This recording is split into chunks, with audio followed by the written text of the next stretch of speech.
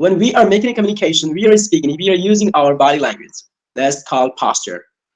And we also use our facial expression, the way we use our body movement, body parts. It's called gesture. The way we observe things and everything around us, people, how they're talking. We use our facial expression.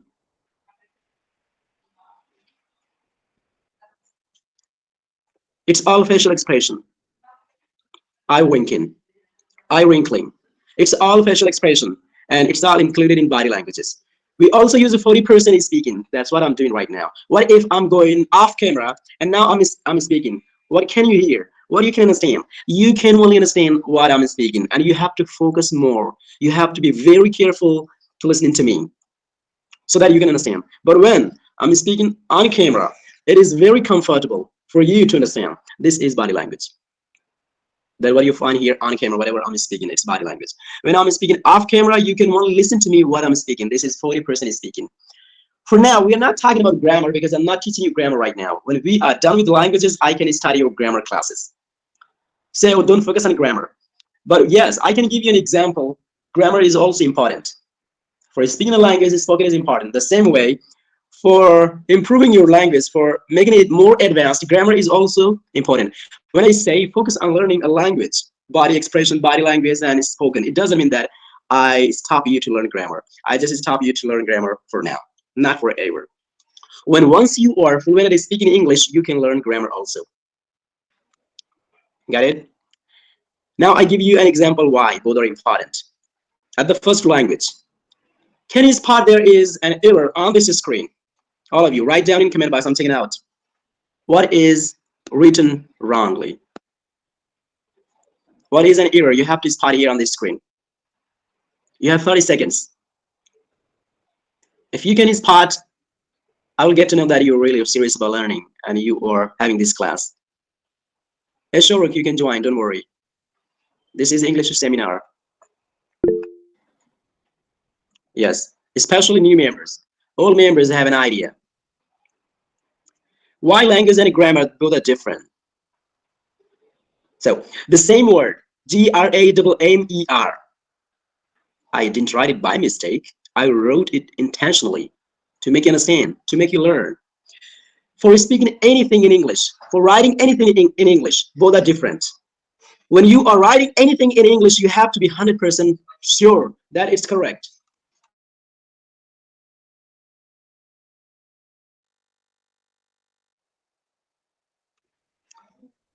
When you are writing anything in written, in a paper, on a paper, in a notebook, grammar matters. For example, this word, G-R-A-M-M-E-R. If I say this is correct, no, this word is not correct. It's written wrong. It's incorrect. Its spelling is G-R-A-M-M-A-R. Got it? This is written. Everything that you write, it has to be 100% correct for your examination or taste, anything else. Essays, anything else you're writing in a notebook. It has to be 100% correct. But it's okay. While speaking, when you're using the same language, when you're pronouncing the same word differently, in American English, it's pronounced grammar. We pronounce grammar. But people in the UK, they pronounce grammar. Grammar. The people in Asian countries, they pronounce grammar, kind of grammar. In India, in Pakistan, in Bangladesh, in Saudi Arabia, in Arabian countries, you pronounce grammar, or maybe sometimes you're pronouncing grammar. I don't know exactly. When you are using your accent to speak this language, you pronounce this word differently. Grammar, grammar, or grammar, grammar. I'm not going to say that you're wrong because you are using your accent. And this is language. The way you're speaking, you're using a different accent, you're using a different dialect. But when you're writing, same word in reading, G-R-A-M-M-E-R, this is wrong. I'm not going to accept it. And I know that no one is there in this world going to accept it. This is the difference between language and grammar. Now, I'm going to give you an example to make you sure about it. What do you find here? The one is an English speaker. Another one is a professor, learned grammar. The professor is not from English countries. The professor can be from Asian countries or European countries, some other countries, not native English speaking country. But the person is English professor, not English speaker. Listen to me carefully. He has a lot of information, ideas, techniques, rules in his mind about English. He can teach you everything from beginning to the advanced level about English. At the same time, a native speaker from UK, from US, from Canada, from Australia is well expert in speaking English, but the person is not a teacher, not a professor, never studied grammar, and this person doesn't have an experience about English grammar. Yes, exactly. You listen to me carefully. This is very important for you to understand. Now, both are talking to each other. Both are talking to each other. When a non-English speaker doesn't have an idea how to speak, talking to a native speaker, what he's saying, this person may understand or may not understand because of learning process, listening and speaking. But when he is getting stuck with something in a grammar, he doesn't have an idea how to solve it. Now you got the point? Both are talking to each other. When he is speaking a little slower, this person may understand.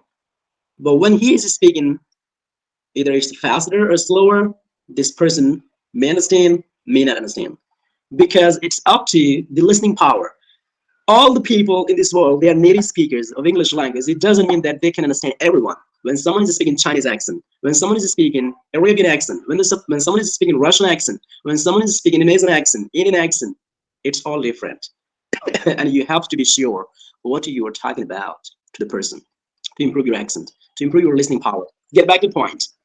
Now, when a professor is an English language professor, subject professor, he has a lot of knowledge and experience about English language, English subject, English prose and poetry, but he doesn't understand native speaker. At the same time, a native speaker is fluent at speaking English, can speak anything, whatever he knows, he studied, he learned.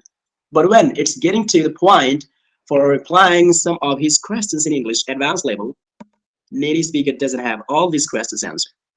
You get it now? That's why you have to be expert at language and also at grammar so that you can improve your English. Now you can have a practical example. I am an English language teacher. I teach language and also grammar. What if I am only a language teacher and you have a lot of questions in grammar? I have to say, I'm sorry, I don't have your questions answered. At the same time, what if I am only a subject teacher, grammar teacher? You have a lot of questions. You have a lot of questions in grammar. I can reply you. But yes, remember, I'm not a native speaker.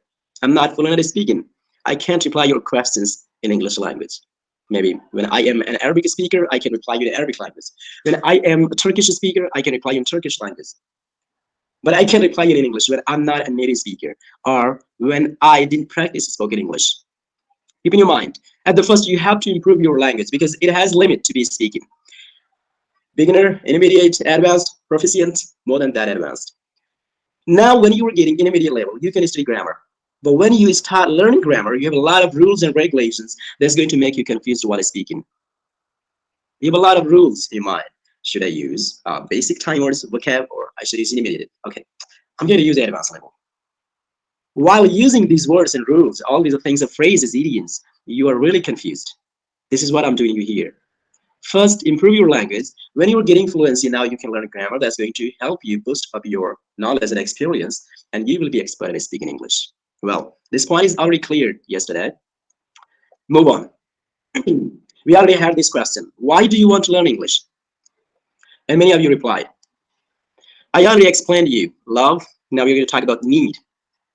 In 2022, 2021, I think almost 1,000 students filled up the form to study English with me. Some of them are really serious about learning English. I had a question because whenever you're joining my classes, you have to fill up the form. It's registration form.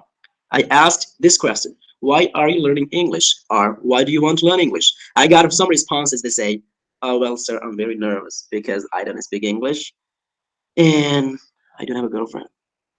I think if I can speak English, I will get a girlfriend. Do you understand what I mean?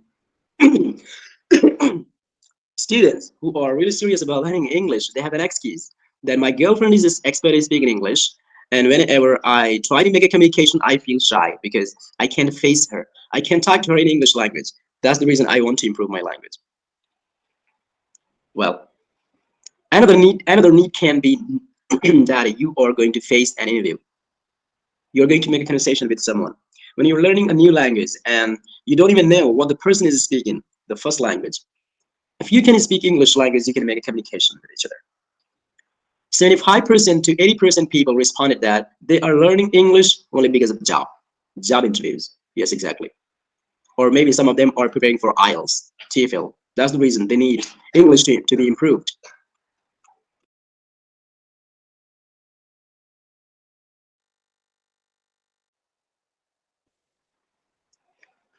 Well, now you know why you love learning English and why it's your need. When you have no reason to learn English, you just love it because some people speak English beautifully, positively, politely, and you are getting stuck with it, and you are falling in love with learning English. But in some cases, this is more than that. Either you love learning English, this is the need of the time nowadays in some countries. I'm not talking about native speaking countries because all the people in native speaking countries they are speaking English. After that, they're not successful. But out of English countries, when you're talking about, yes, you can ask your questions when this class is over. But speaking English in other countries, they're not native countries, native English countries. Speaking English means being successful. Everything is connecting to you with English. Your job interviews, your meetings, your conference, your hosting, your classrooms, everything that you find. You're going to visit a country, you have to be speaking English because the guide is able to speak English. The people are there almost speaking English. Why? Because English is a global language. It's almost going to be the first language of this world. Before we started, the first language was Chinese. It's spoken on the world broadly, but for now, it's going to be English language. Now, another reason is compulsion. What if you don't love English because this is not your native language? You come from China, Japan, Russia, or maybe this is not your need. Why? Because you already have translators. You are a business lady. You are a businessman. You don't need to learn English. You can hire someone for you to translate. Out of it, you have a lot of money. You don't love learning English. It's not your need, but still you have to learn English. Why? Because this is a compulsion. How? To improve your personality development. When you are a business lady, when you are a businessman, and you don't know how to speak English, people judge you. When a group of your friends they are talking to each other in English, and it's all your friends, and you are the last one. They all speak in English. They all having fun. They are talking to each other. Imagine you're in a party. All of your friends are talking to each other in English language, and you're not capable to speak English because you don't love, you don't need, but still you are feeling shy because they are talking in English language. You are standing there right there and you don't know what they're talking about. You are taking yourself back from there. Why? Because you're not capable. They want you to speak English. They're requesting, hey, come on, join us here. Let's have fun. Saying, okay, okay, I'm sorry. I have some work. You don't say that I'm not able to speak English. You don't say that I am unable to speak English. I'm not capable to speak English. You just say that I have some work to do. Okay, have fun. Now, this is not the matter you love English. This is not the matter you need English. This is the matter of your personality. They judge you, or they are going to judge you. I'm not sure about they are going to judge you, but you judge yourself. That's why it's a compulsion. I can give you another example about it. When you are flying to another country, and by the bad luck, your plane is getting crashed. You have no idea where you are going to land. And this country can be UK or Australia or maybe America. When your plane is landing by crashing, you are in the forest. Everyone is able to speak English on the plane, but not you. It's been 1 day, 2 days, or 3 days. They all can speak English. They all can communicate to each other, but not you because you don't know English. You come from China, Japan, Korea, Arabian countries, or maybe some other countries they don't speak English. They're talking to each other. You are feeling hungry. You are feeling thirsty. You don't have water. You don't have food. By the good luck, you're all well. No one is dead. When you are feeling hungry, when you are feeling thirsty, you need water, and you have no water. This is the last one. How you are going to talk to your friends, your colleagues, the people they are with you on the plane for asking water? You're going to use your body language.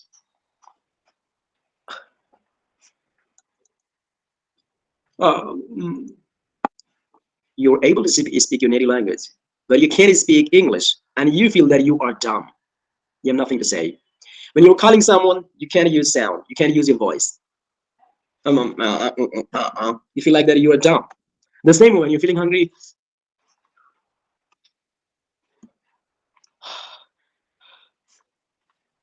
Now, this is your compulsion. You think that I have to speak English. What if I'm getting in the same situation again? I'm not going to talk. I'm not going to make a conversation. I'm not going to make a communication. That's why English is important for you. Now, the next one. You find here you can spot the top English speaking countries. Welcome, Hassan. The top English speaking countries you hear. I edited this PDF before 7 years. So at that time, I spotted America is the first speaking English country. The first country in this world speaking English, 85% and 95%. USA, why 85 to 95? 100% people don't speak English, actually. They don't speak English. 5% or 5 to 15% people speak Spanish in South America. That's the reason why they're also going to speak 100%. 5 to 15% they're going to speak English. America will get 100% English speaking people, but I don't think that is going to work because what you have, you do. Your native language, you follow your native languages. But in India, 10% to 15% people are speaking English. And you will be surprised to know America is the first English speaking country. India is the second English speaking country. And Pakistan is the third English speaking country. Not because of the speaking, not because it's their native language, because of their population. America has more people that are speaking English in America, in the USA. The same way, India has more people. It's just 10 to 15%. Could be increased within 5 or 7 years, I think. So 20% you can estimate it. But they are speaking English as a second language, and India is the second English speaking country. What if in next 5 years, 10 years, 50% people of India are going to speak English? India will be the first English speaking country. Congratulations to all of you if you're Indian here. Now, when someone is laughing at you because of your English, because of your accent, say that you are the second English speaking country in this world. Now you're feeling proud. Okay. Pakistan is a third. I'm not sure exactly. I spotted on Google. You can also check out here country and number of English speakers at the bottom. Did you find it? US, the first one. India is the second one. Pakistan is the third one. Fourth one is Nigeria, and fifth one is Philippines. I don't claim that they are actual countries nowadays. Maybe some are increased the number. Some have increased the number of English speakers, and you are speaking English as a first language. Well, move on. Next, talking about T triple MP. This is the topic for tomorrow. We will discuss about it, but I don't think that it's going to be tomorrow's topic. We will discuss on Monday. This class will be continued, and I hope you will improve your English. You have learned a lot of things today. Keep following me on Instagram, on YouTube, on Hello Talk, on Telegram, or you can join my this private class, share with your friends, and you'll be enjoying. Now you can ask me questions. This class is over for today, and tomorrow you have public speaking. Okay.